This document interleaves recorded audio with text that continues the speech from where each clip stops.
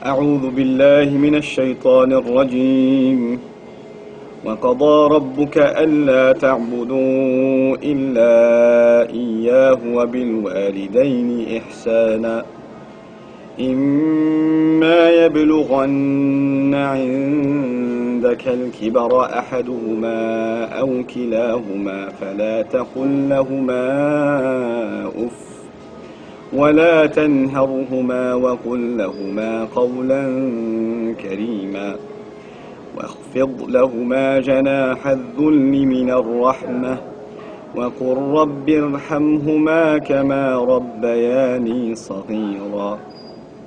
Assalamu alaikum wa rahmatullah. Quran Weekly. I just wanted to give you a 4-minute, 5-minute reminder in regards to a couple of ayat of the Quran that deal with two really important issues. The first of them, Allah says, وَقَضَى رَبُّكَ أَلَّا تَعْبُدُوا إِلَّا إِيَّاهُ, which means essentially that your master, your Lord, declared that you be enslaved and worship no one other than He. And so the first part of this ayah is making a demand about Allah's rights on us. The second says, وَبِالْوَالِدَيْنِ إِحْسَانًا. Immediately after He says you should be enslaved to Him, He says you better be the best to your parents. The word ihsanan, without getting technical into the grammar, is actually an exhortation. You better be the best to them, the best you can possibly be to them. And you know, it seems like one half of the ayah was about Allah and the other half of the ayah is about parents. But if you look at the ayah, most of the ayah is about parents. First He says, you better be the best to them.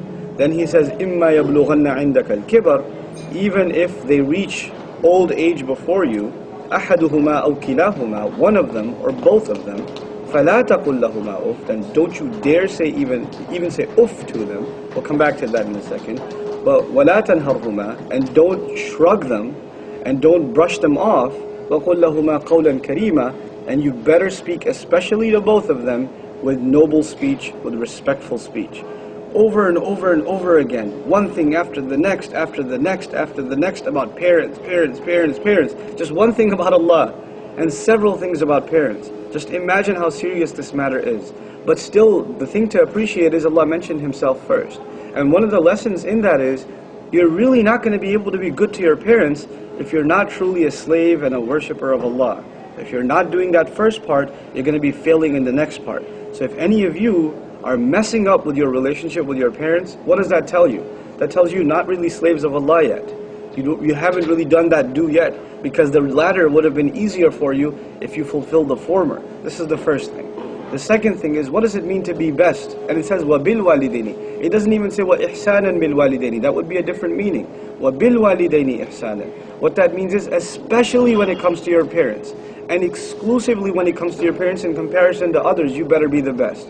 In other words, it's easy for you to be the best to your boss, because you know you'll get in trouble if you mess around with him. It's easy for you to be the best to your professor, because he might fail you. It's easy for you to be the best to your friends, because you don't want to lose them. But when it comes to your parents, you take them for granted. But Allah says, no, especially when it comes to your parents.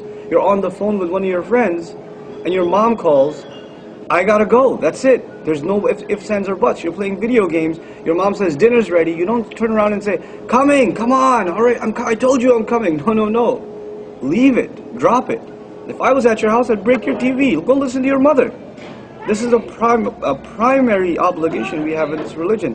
وَبِالْوَالِدَيْنِ إِحْسَانًا. Then He says, إِمَّا يَبْلُغَنَّ عِنْدَكَ الْكِبَرَ أَحَدُهُمَا أَوْ كِلَاهُمَا. He made it a point to mention one or both of them reaching old age. This is really important, because when our parents get older, they get more demanding. And as they're getting older, you're getting more independent and, turning into pretty much an adult. And you think you can make your own decisions and you have your own life, and they're still treating you like a kid, and they don't understand you, and you have all these complaints about them in your head, and you rant about them to your friends. But Allah says, especially when they get old, especially when they get antsy, especially when they get irrational, especially when they get, they don't understand where you're coming from and they put these demands on you, this is the time to be the best to them. And it's not going to be easy for anyone who's not a slave of Allah, who's doing this first, not for their parents, but for the sake of Allah. This is the first thing. The second thing Allah mentions. Then He says, وَقُلْ لَهُمَا وَلَا تَنْهَرْهُمَا. Don't shrug them off, don't push them away. This is the same commandment given to the Prophet ﷺ in regards to the orphan. فَأَمَّا الْيَتِيمَ فَلَا تَنْهَرْ. Same words. right? As far as the orphan is concerned, don't shrug him off. Don't push him aside. Nahala to flow right by. You know, mom's talking to you, you walk right off. Or you don't even turn towards her when you talk to her. Shame on you. How can you do that to your mother? The kinds of pain she went through for you. And you could just forget everything she did and just say, oh, my mom, yeah, she's always yelling at me, she's always saying stuff. You know, the height of ingratitude. Not just to your mother, but first to Allah, but on top of that, your mother. Even if you're not a believer. Have you forgotten that you're, you know, just because you don't remember when you were in her womb, making her throw up every 30 minutes, you know, kicking her from the inside in her ribs, and you almost killed her coming out of her, and the kinds of pain she went through feeding you and not going to sleep, and you could forget, because you don't remember, so you don't appreciate it, and you can talk to her any which way you want. So this is وَقُلْ لَهُمَا قَوْلًا كَرِيمًا. To both of them speak in noble speech, respectful speech. You know, for some of you, cuss words and foul language just comes out of you like like carbon dioxide, like breathing out. You don't even think about it and you say words. You better watch it when it comes to your parents. You shouldn't use those words anyway, but especially when it comes to your parents. Then he's another ayah dedicated to parents right after that. He says, وَاخْفِضْ لَهُمَا جَنَاحَ الذُّلِّ مِنَ الرَّحْمَةِ. Subhanallah. Lower your wings of humility, powerlessness. Lowering the wings in Arabic means you have power, you have the ability to fly like a bird, but you descend anyway. You come down anyway. Even though you have the power to walk away or slam the door in their face or hang up the phone, you take it from them. You take the yelling. And if you're going to tell me or comment on your Facebook page, but you don't understand, my parents are, man, they're messed up, or I have a special, exceptional circumstance, guess what? Everybody feels they have an exceptional circumstance. Everybody feels. Nobody thinks that this applies to them. Everybody thinks it's talking about the next person who's got a normal situation. You know, Allah knows who He created. So He talked to us knowing our circumstance. So lower your wings of mercy and humility before them. Final comment, min ar-rahmah. This last part of the ayah, I'm skipping a lot of stuff because I need your attention span. So min ar-rahmah, out of mercy. This means three things at least. It means first, you better humble yourself to them despite the ability not to humble yourself. You better do so because they're at an age where they need your mercy. Number two, because they showed you mercy when you were small. And they didn't rack it up and make a record of it and give you a bill when you were old enough. Look, I've been doing all these services. These are the hours of labor I put in for you. Now you pay me back. No, they showed you mercy. It's time for you to show them mercy.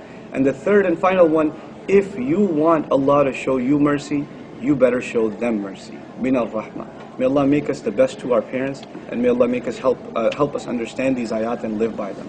Barakallahu li wa lakum fil Qur'an al-Hakim, wa nafa'ni wa iyyakum bil ayat wa dhikr al-Hakim. Assalamu alaikum wa rahmatullah.